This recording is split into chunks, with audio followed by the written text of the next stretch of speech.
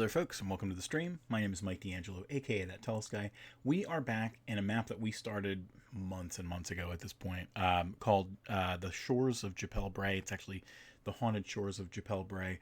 I am a huge fan of like the Ultima franchise. It's like one of the oldest RPGs that I ever really got into, and they have a place in that world called Scarabray, and I think in one of the Ultimas it was kind of like haunted, and I kind of wanted to do something here as well. And we have one of our continents that has a sort of ghostly influence and everything like that, and I figured what we could do is take the style of map that Matt had with his Ruins Trail and apply it to this map. You know, we started with, you know, like a nice green base and everything, but we're going to swiftly get rid of that. The other thing that we are going to do is we're going to use the new custom layers tool. We've already got it in place, the custom layers feature. So the reason that we're doing that is because I feel like there's a lot more flexibility with what you can do in your maps with this in mind. So I already made the switch over to this, so it didn't take too long to do anything, and I added a couple of layers with the idea that we're going to go in here and do some of this stuff. So right now what we have is two active paint layers. You know, we have the brush texture layers. We have the foreground and we have the background. I added the upper foreground and the deep background. What we're going to start by doing is hiding the water layer. So you've got this right here. If you wanted to, you could also hide other elements of... You could hide everything. So the only thing you really have is objects. The whole point of what we're trying to do here... Get back. I don't really need to hide the mask. The whole point that we're trying to do here is take the deep background and give kind of like a base level, or excuse me, a base layer of whatever would be under the water. So we are using another thing that you can only get in the sort of like Explorer set.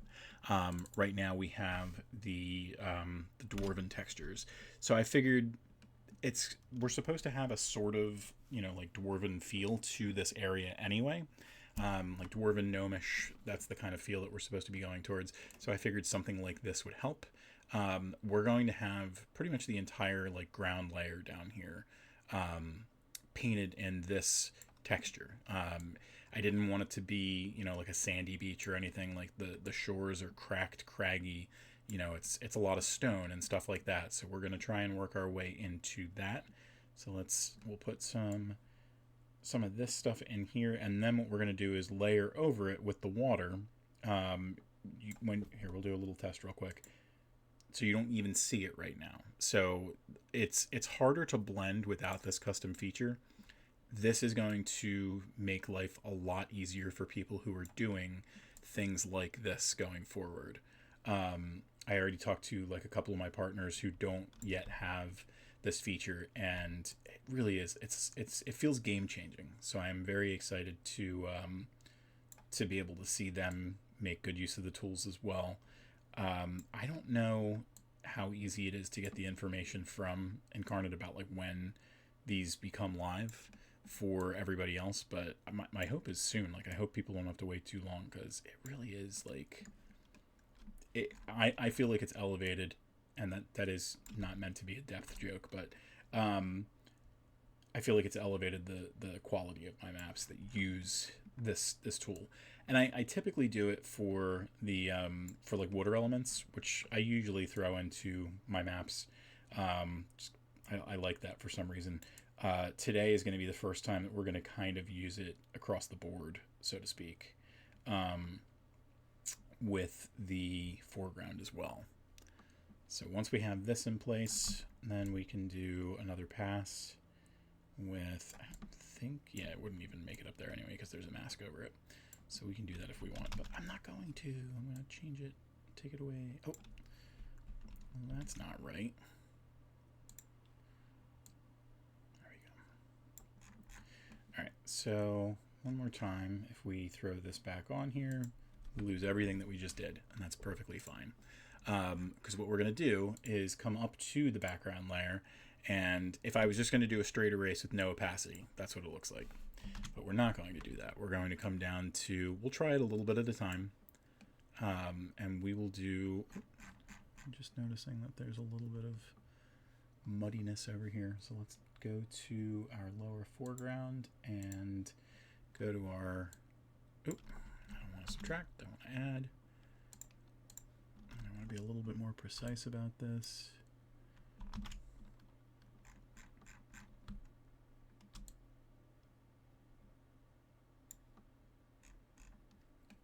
A little bit more over here, I'm noticing. You can tell we basically just did a really quick touch up when we first did it. You know, hence why the style is completely different. Let's make sure that we're not missing anything else. Got a little bit over here.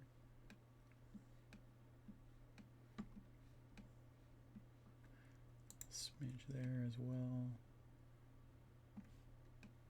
Alright, good stuff. Oh, I tried to do the Control 0 that I do for paint, and that's obviously not going to work. So we're going to head back to the background.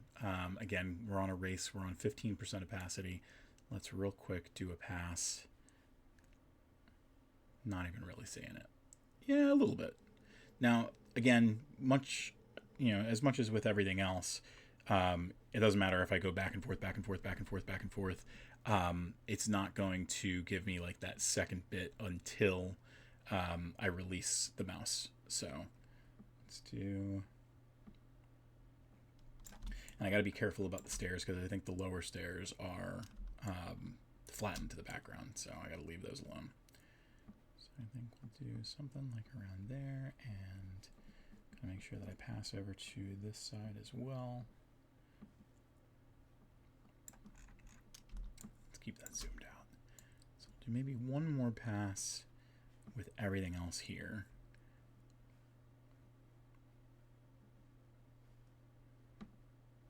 And then I think the plan is going to be maybe around the edges we'll do a little bit more, and then up here we're going to do a decent amount more, because the idea is that it's supposed to be a little bit more shallow up this way.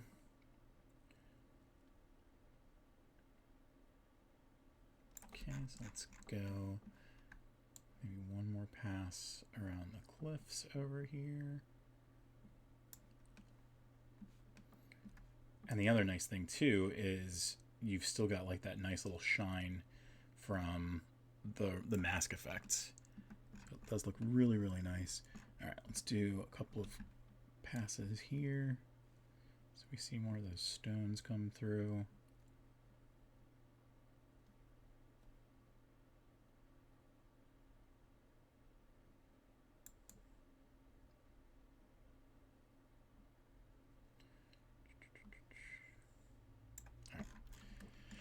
Good stuff. And before we go into any of the mask effects up here, what I would like to do is make an object layer on top of here. We've done this already before with the ice lake. I don't know if I did that on stream or not, but we've got a frozen lake that we played with. We did this kind of stuff too.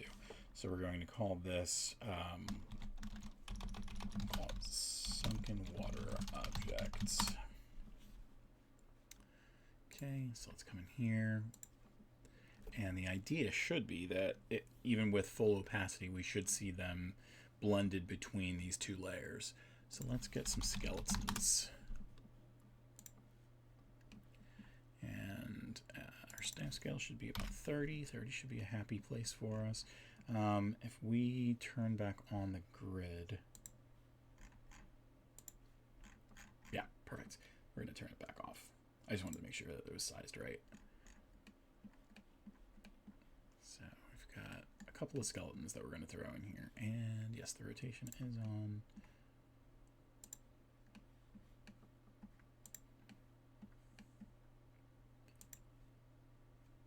And these are full opacity too. You're seeing them a little bit brighter up here because more of this water got taken away. So let's find some other stuff to throw in there too. Maybe we'll do some stones and stuff like that. We'll do some ruined rocks.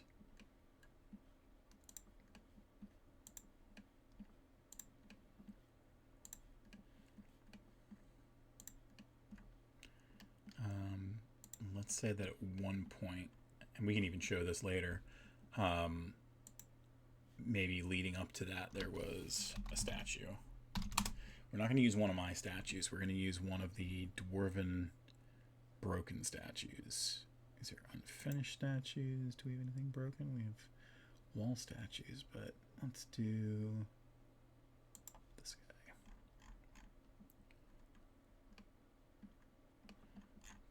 Try and do it kind of like right in the center.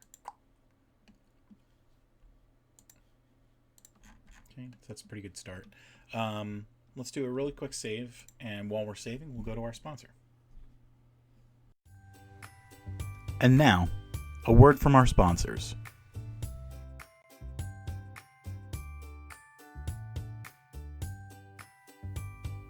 The Old Aunt Mythopia is sure to be unlike anything you have ever read or experienced before. Author No Originality intends for it to be something that is interpreted differently by each person who flips through its pages. Is it a new age set of fables to rival Aesop? Perhaps it's just a series of Easter eggs for those who like gaming culture. Or maybe it is a recommendation on how to live one's life. While the book itself is full of possibilities and open to interpretation, one thing isn't: the passion with which No Originality built out the project. A team of great artists came together to make the Old Aunt Mythopia, and it shows. It takes a tremendous amount of talent to manage talent, and to bring a vision to life, and No Originality pulled it off wonderfully. Check out our promo for the Old Aunt Mythopia, an incomplete trilogy, on the Tellest website.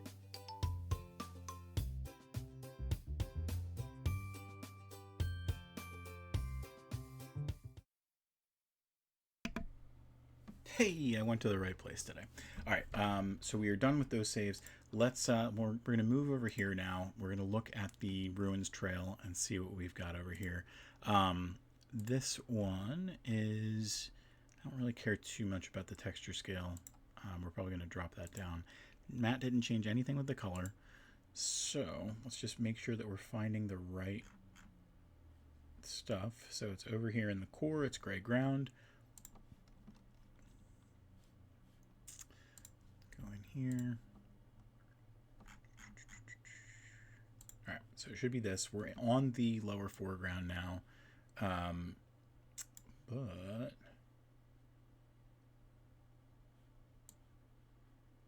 oh, is it because I've got the opacity so far down? It sure is.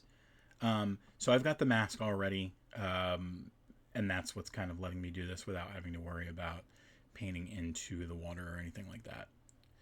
And the stairs, they're fine too. So typically what I would do is make this like a texture 30, but I really liked the way that it looked in Matt's map.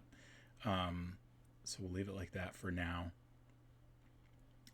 Let's see what doing the upper foreground's going to do. So nothing yet. I think what we're going to end up doing is using like the dirt roads that Matt has done, and then we'll figure out what else to do to kind of make it feel like it could exist in the same set, so to speak. Right? There's a little bit of greenery in there, I guess. So we might have to throw a little bit more green back in, or oops, we might have to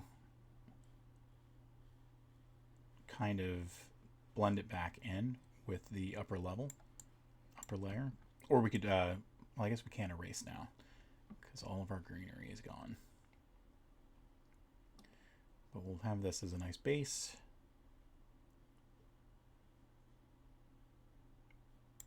The one thing that I don't like, to the best of my knowledge, is that you can't copy a layer and then like have like another version of it. Like, it would be nice if I had this layer mask all ready to go and all I needed to do was, you know, paint over it, but that's neither here nor there. All right, so let's do on our upper foreground, let's grab the second piece of the puzzle, which for Matt was just a dirt road 65, right? We're coming in here and it's just this dirt, and he saturated it to 65. So we'll do the same thing. We're gonna grab, I think it's just that one there, but just to be sure. We're not going to change anything with the scale or anything like that. Let's do...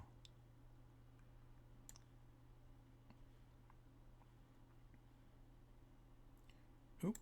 See, that's the only problem with the lack of a mask. But an easy fix. Because... number one, you've got the erase tools now, so I could just come here and do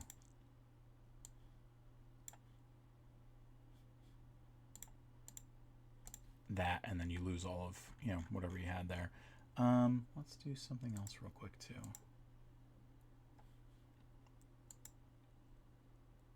Take that back one more time. Oop, I went too far. No, I didn't. Don't mind me. Right? We want like a little bit of that there. Let's do... Oop.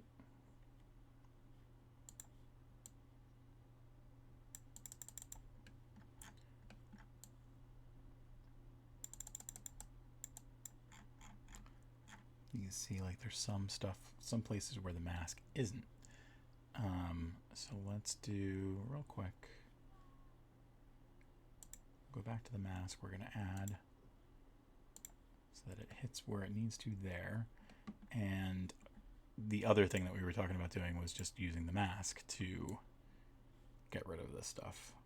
So if I do this and I hit a minus, but that's the only other thing that I don't really like about the layers tool is with the mask. I can't go like hit undo and then have this mask back the size that I needed. But that's a good start. So one more time, we're going to go to our brush layer, and this time what we're going to do is same thing that we did before with the erase, right? Except the difference was we had the water first and we added the underlayer. This way we're doing it the other way. We're doing an erase layer, or we're doing a top layer that we're erasing from, and it's little, you know, we're not doing a lot. Let me actually move to the pen. So I feel like painting like this feels a little bit more natural. When I'm lifting up the pen, the stylus, it just feels a little bit more natural. And doing it like this, I feel like blends it in a little bit more instead of making it feel like it wasn't already part of the area. So let's take a look at matte stuff. Again, we talked before about how we had kind of like this greenery here. Now Matt's greenery may have already been there, so I might have to tweak that a little bit. His color patterns for the gray series, you know, it didn't change at all. So whatever green he had way before. But anyway, I don't need that up. Let's do, back to our texture. I feel like there we go. We've got the green ground in the dungeon. So let's try a little bit of that around the corners of this area.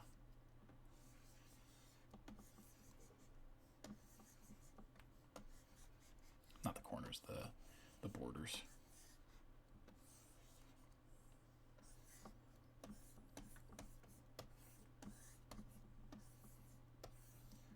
I feel like that kind of gives it more of like a corrupt sort of feeling. So that's a good start. Let's try and keep things up. So we're gonna grab some of these trees that Matt has. He's got them all locked. They're all the same trees, right? We've got dying trees, and he did a desaturation. So it's just dying trees, 28. So we'll throw a couple of them in here. The engineer says, "Hello, chat. How we doing?" Let's go dying trees. I'm probably not going to paint too much longer, so we'll just put the pen down.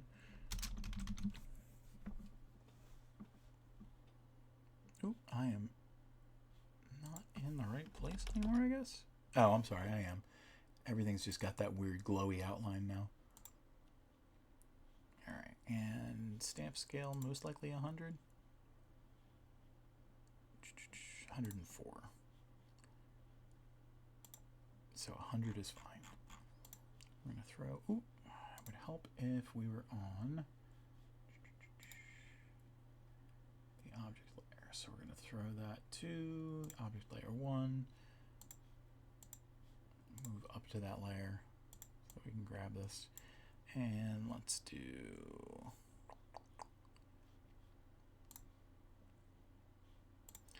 advanced settings. Matt had it, what, 28? 28.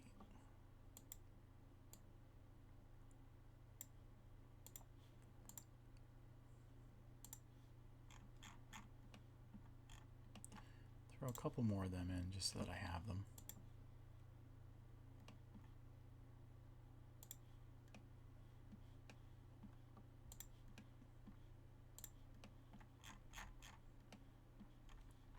All right, and then let's do one more save. We'll do a real quick QQ preview. Now that our Twitch channel has reached affiliate status, we can start to do some really cool things. One of them is inviting you to play our tabletop dungeon diving game, Quantum Quest. Using our channel points, called Quest Coins, you can queue up for one of our forthcoming Tabletop Thursday games. In addition, as we amass more followers, we'll continue to add new ways for you to use your Quest Coins. Join us and see if you can escape the living dungeon.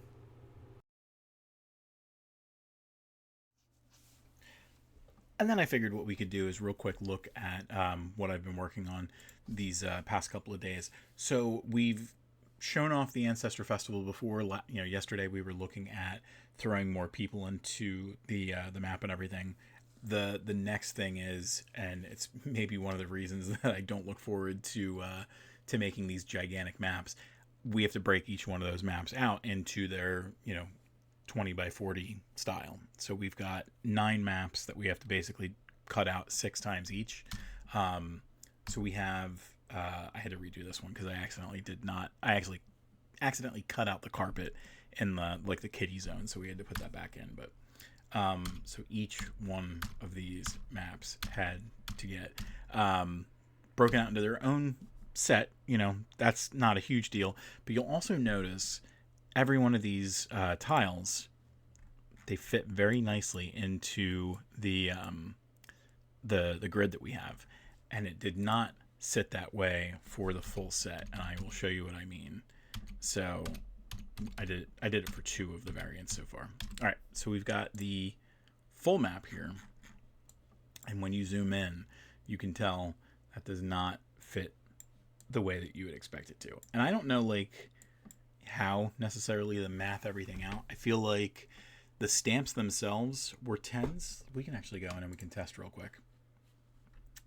So I think the stamps for the people were 10s, and let's go to, well, I guess we don't have any people who are broken down yet. Let's do it real quick. So we'll do an edit, and then we're going to resize, and we'll see if my theory's right. I theorize that when I bring it up to its own individual map, the people that are on the map will show up as a scale of 30. And then in that case, what you would need to do, I guess, is if it was 13.33 is the happy number for those tiles to fit into the one grid space. So I would assume you'd have to break it down into a third of that on the main map. So let's do a little test. So 1333 divided by 3 is 4.44. Let's we're not going to really keep it, but let's take the little brown guys over here, brown tiles, and we're going to do a texture scale of 4.44, and we're going to get rid of the offsets. I mean, it doesn't look right to me, but it also was 4.4433, so 4.4433. I don't think so. I don't think it's going to take, but we'll see. I mean, I haven't done anything yet, but let's see. So I'm snapping it to the grid. It's pretty close. I don't think that it's 100% accurate, but it's closer than it was. I think there's still going to have to be like a manual component to this. But we're going to go into our resize tool. We're going to figure out where our... I need to snap that to the grid. Oh, nice. Sometimes it doesn't have like that number scale there, so I don't know like what I'm actually working with. But we've got that right there, and we're actually just going to take it over there and move it over to the 40 mark, which should, yep, right there. All right, so let's confirm. We're going to say, no, we don't want to get rid of everything around, because the way that we're trying to build out these maps going forward is never take away any of the existing stamps. Incarnate is powerful enough, to my knowledge, where you can leave all the stamps in play. It's not going to break your system. If it works for my computer, it ought to work for yours. Let this do its thing. I'll load for a little bit. And then, like I said, I think the people should be, a stamp of 30. And then it should, in theory, bump the texture up to roughly 13.33.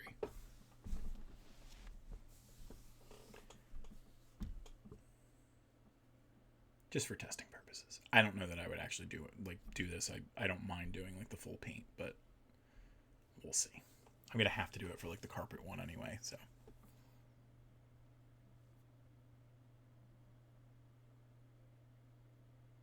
So how's everybody doing? Oh, that's nice.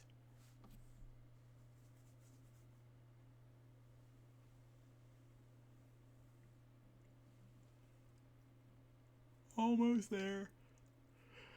Alrighty.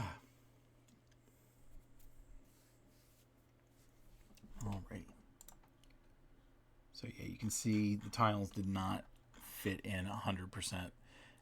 It starts off pretty nice over here. Well, I didn't actually change anything over here, but it's not terrible, but it definitely doesn't fit 100%. But let's see if it actually changed the texture as well. Yep, it bumped it up to 13.31. So we were close. It needed to be 13.33. And yep, so it moved them up to 30. So the math just didn't math because it didn't account for the third after the 100th. It was only 4.44. It wasn't 4.43. 4.443. I don't know that it will let me play with that, right? If I go into the texture scale, it doesn't give me... Yeah, I'm stuck, unfortunately. So that's okay. Like I mentioned, we knew that we were going to have to do this anyway. I'm just happy that I was able to find out that 13.33 was the magic number. So anyway, yeah, that was what I was doing there. We'll take one more step back. I'm not going to save because I'm going to do that whole thing again. I got 2 more partner maps, I want to say. So we got just one. So this one was from Nerdy Maps, from Arturo at Nerdy Maps. I told him that I wanted something that kind of evoked the ruins of Petra that you see in Indiana Jones and the Last Crusade, but instead of a deserty kind of feel, I wanted a jungle feel. So he ended up making me this. I'm still I haven't touched this one as far as adding variants or anything like that, and it's always when I'm playing in that I start to notice the little Easter eggs that he hides in there, because he does a really good job of being subtle. It took me forever to notice the Titan hand in the last one, but this is going to be good. This is something that I'm going to be excited to explore more. And this might be one of the first big dungeons I have him make for us, but just a really quick preview. That's going to wrap us up for tonight. Let's head over to the show closing screen. So folks, on screen right now, you should see all the places that you can find Tellest out there on the internet. Tellest.com is a great first place to start. It can usually bring you to our other projects. whatever we've got going on at the time. There's 3 premium sites that you can go to get our maps. Patreon.com/Tellest is where you can find all of our maps, the cheapest price. You can get them all for like as little as like $2 a month, and I think you get the high res. That might be wrong. I think it's $5 a month now is where you get the high res gridded and gridless versions of the maps, and we have at this point 175 maps or something like that, and after these go up you'll have 184. Tellest.etsy.com is where you can get physical versions of our maps when they eventually get restocked. I was talking to one of my friends in Poland today, and he mentioned that Chinese New Year might have been another big reason that like a lot of textile goods were not available for the past couple of weeks. And hopefully with that kind of wrapping up, maybe we see some replenishment start to happen again soon. Battlemapfantasy.com is where you can get all of our digital maps on like an a la carte style. We've got a ton of maps over there as well. So if you want to head over there and get like one map a week or something like that, or you have an idea of like, all right, I want the forest zone, you can do that there. We've got 2 TikTok channels that you can check out. TikTok.com/@WeirdWitchWands is where you can find all of the stuff that Rhianna's working on, and @TalesOfTellest is where you can find all the stuff that Luna's working on, and Zelda and Maisie. We've also got 2 video channels. YouTube.com/@WorldOfTellest is where you can go to find all of our videos well after they're taken off the Twitch platform, but twitch.tv/ThatTellestGuy is the only place that you can find us live. Chat with us, get your channel points. We've got a lot of cool stuff coming, so definitely be sure to check back with us on Mondays, Tuesdays, and Wednesdays. And soon we'll start doing the QQ Lives again, so you'll be able to hang out with us on Thursdays as well. But that's going to wrap us up for tonight. Thank you for joining us. We will see you next week. Until then, we'll miss you.